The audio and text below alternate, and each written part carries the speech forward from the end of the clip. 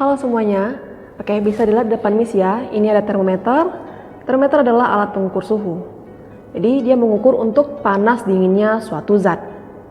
Suhu suatu zat akan naik jika zat tersebut menerima kalor. Kalor adalah bentuk energi panas. Ada benda yang suhunya lebih tinggi dengan suhunya yang lebih rendah. Kemudian, kedua benda tersebut bersentuhan atau disatukan. Sehingga pada saat tertentu atau pada titik tertentu, maka suhu kedua benda tersebut sama. Ya, ini disebabkan karena adanya energi yang mengalir dari suhu yang bendanya lebih tinggi ke suhu yang bendanya lebih rendah.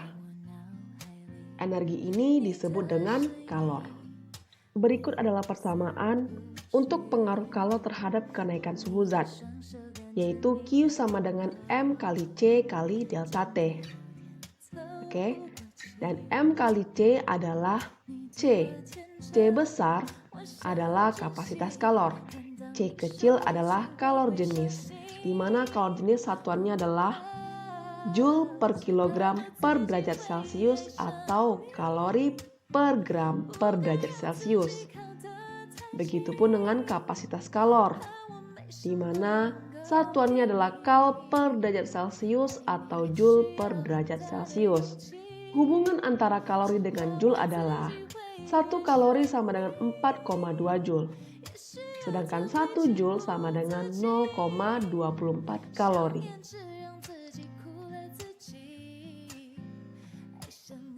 Berapa banyak kalori yang diperlukan untuk memanaskan 10 gram aluminium? Maka M-nya sama dengan 10 gram. Ya.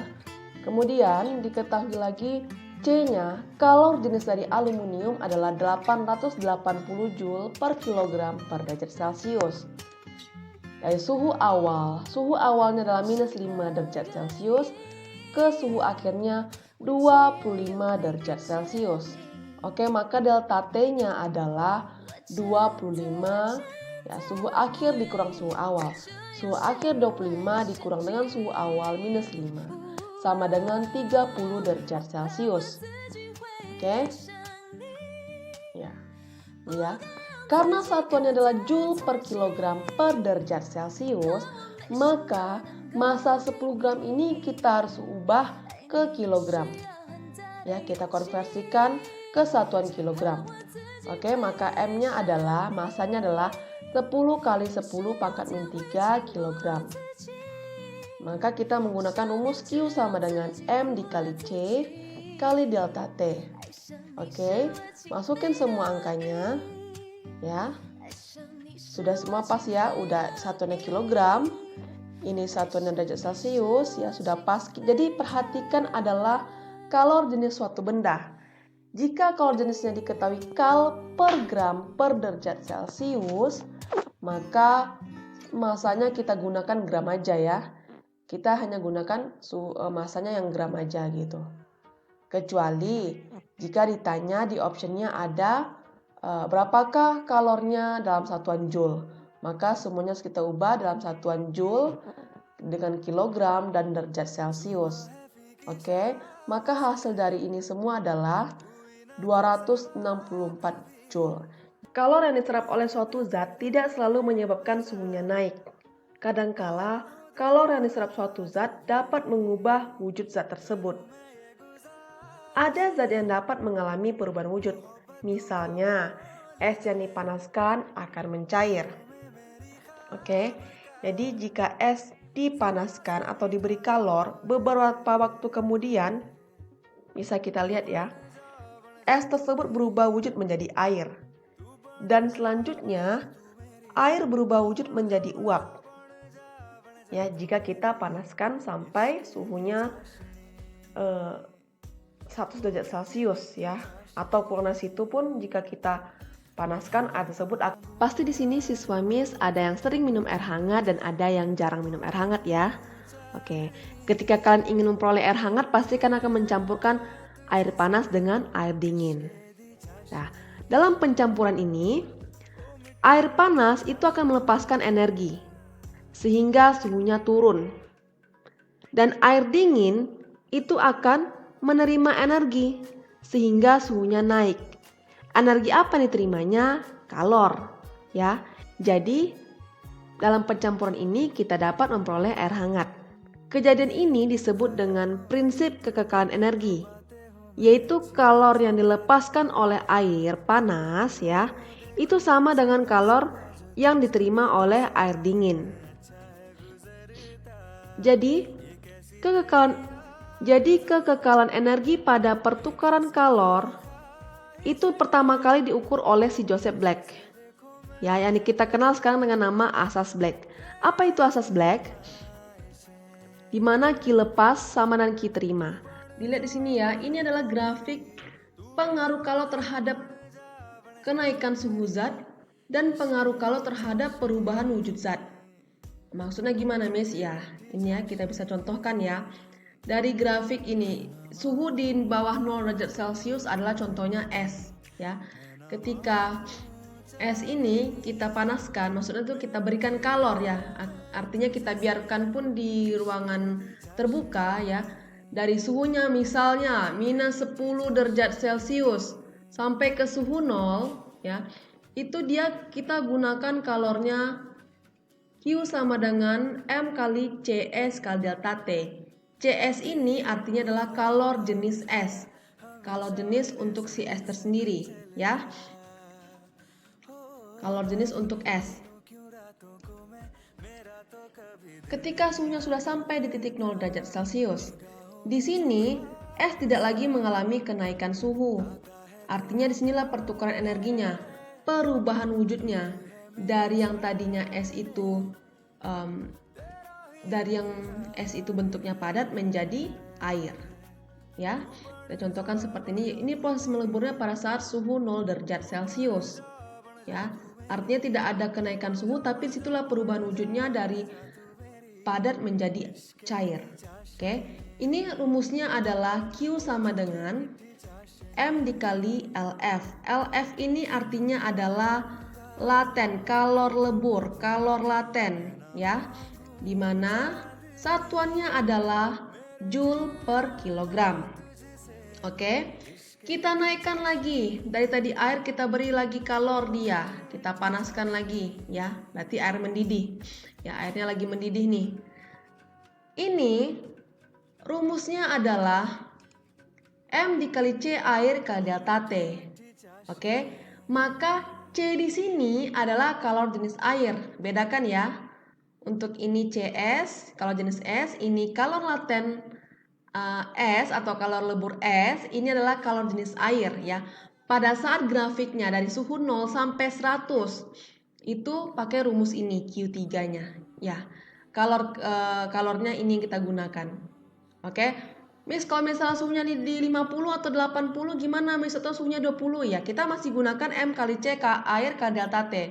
Pokoknya dia masih di grafik ini antara 0 sampai 100 itu rumusnya adalah M kali C air kali delta T. Air tersebut dipanaskan, kemudian dia mendidih ya, berubah menjadi uap pada suhu tertentu ya. Ini kita gunakan rumusnya adalah Q sama dengan M dikali LV. Artinya ini adalah kalor uap, kalor latennya untuk uap ya. Nah, di sini sudah pertukaran, tidak lagi kenaikan suhu, tapi di sini perubahan wujud zat, ya.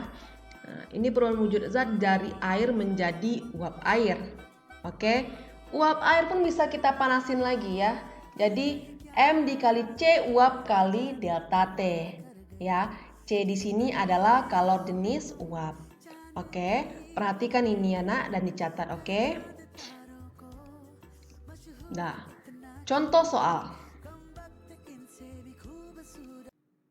Tentukan jumlah kalori yang dibutuhkan untuk menaikkan suhu 0,2 kg es. Oke, langsung aja kita buat diketahuinya ya. M-nya 0,2 kg. Kemudian diketahui di sini kalau lebur esnya, kalau jenis esnya ini 2100 Joule per kilogram per derajat Celcius, berarti CS ya. Nah, lebur es, berarti lebur L ya, LF. 3,36 kali 10 pangkat 5. Kemudian kalor jenis air adalah 4200 Joule per kilogram per derajat Celcius. Kemudian suhunya gimana, Miss? Kita nggak kurang aja, delta T sama dengan 50 kurang min 10, tidak bisa. Kenapa? Karena di sini ada kalor yang ada pada es ini selain menyebabkan kenaikan suhu juga menyebabkan perubahan wujudnya. Yang tadinya padat menjadi air. Jadi gimana, Miss, cara pengerjaannya? Ya, kita buat dulu grafiknya. Harus buat grafik bagi yang belum mengerti ya. Kita buat dulu grafiknya, kemudian kita tandai dia. Dari suhunya dari mana nih? Minus 10. Oke, dari minus 10 menuju 0. Ya. Berarti dia kemudian dia mau menaik dia ke 50. Ya, pada saat ini kita selewati dulu namanya fase lebur. Fase dari es menjadi cair. Oke, setelah itu naik lagi suhunya menjadi 50 derajat Celcius. Ya, pertama kita gunakan rumus apa di sini? Q1-nya, ya ini kalor pertamanya. M dikali CS K delta T. Ya, C di sini adalah kalor jenis S. Kalor jenis S. Delta T-nya adalah suhu akhirnya berapa? 0. Suhu awal min 10. Maka delta T-nya adalah 0 dikurang minus 10. Oke? Akhir kurang awal. Dah. Kemudian Q2-nya itu sama dengan M dikali LF ya. Berarti L ini adalah kalor lebur esnya. Ya, kalor laten esnya. Naik lagi dia. Ini sudah fase air. Air yang dipanaskan. Pakai rumus Q3 sama dengan M dikali C air dikali delta T. Delta T-nya berapa, Miss? Suhu akhir dikurang suhu awal. Suhu akhirnya 50 dikurang suhu awalnya 0, 50 kurang 0. Jadi dia terbagi-bagi. Fase pertama, fase kedua, fase ketiga, ya. Tergantung sampai di mana suhunya. Oke? Jadi berapa kalor, Miss, jumlah kalornya? Kita totalin dong ketiga kalor ini. Jadi Q-nya adalah sama dengan Q1 tambah Q2 tambah Q3. Oke, coba dicari ya. Hasilnya adalah, buktikan hasilnya adalah 113.400 Joule. Untuk soalan kedua ya. Nah, diketahui ada dalam botol termos itu terdapat 230 gram kopi pada suhu 90 derajat Celcius. Ditambahkan susu sebanyak 20 gram bersuhu 5 derajat Celcius. Ya. Berapakah suhu campurannya? Berarti kalau suhu campuran adalah kopi dan susu. Kopi susu jadinya ya. Nah, diketahui juga bahwa kalor jenis kopi itu sama dengan kalor jenis susu sama dengan kalor jenis air, yaitu 1 kal per gram per derajat Celcius. Ya, gimana cara pengerjaannya, Miss? Kita gunakan lagi grafiknya. Jadi nggak main tebak-tebak. Nanti Miss kasih rumus saja, kalian bingung dapat dari mana. Memang gampang, tapi datangnya dari mana kita kan nggak tahu. Nah, sebagai anak IPA kan harus tahu. Oke, ini grafiknya. Kemudian kita buatlah dia seperti ini. Jadi kita katakan ada susu, itu suhunya 5 derajat Celcius, ya. Kemudian kopi dengan suhu 90 derajat Celcius dicampurkan. Nah, campuran inilah dia titik X. Kita anggap di sini campurannya adalah X. Oke.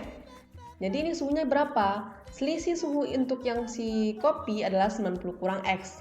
Artinya suhu akhir 90 kurang X artinya suhu tinggi dikurang suhu rendah ya, 90 dikurang X. Ya, kemudian yang kedua adalah X dikurang 5. Ya.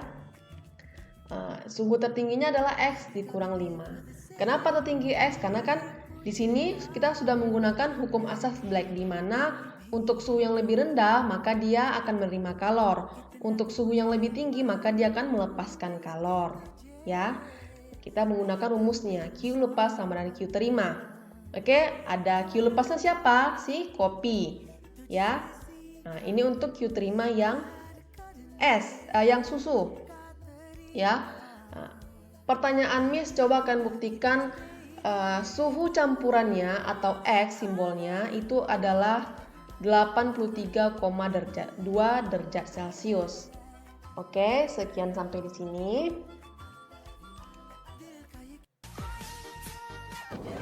Hari ini pasti kalian sudah mengetahui ya bagaimana pengaruh kalor itu terhadap kenaikan suhu suatu zat dan perubahan wujud dari zat tersebut. Oke, jika ada masih kurang mengerti boleh tanya Miss langsung ya. See you.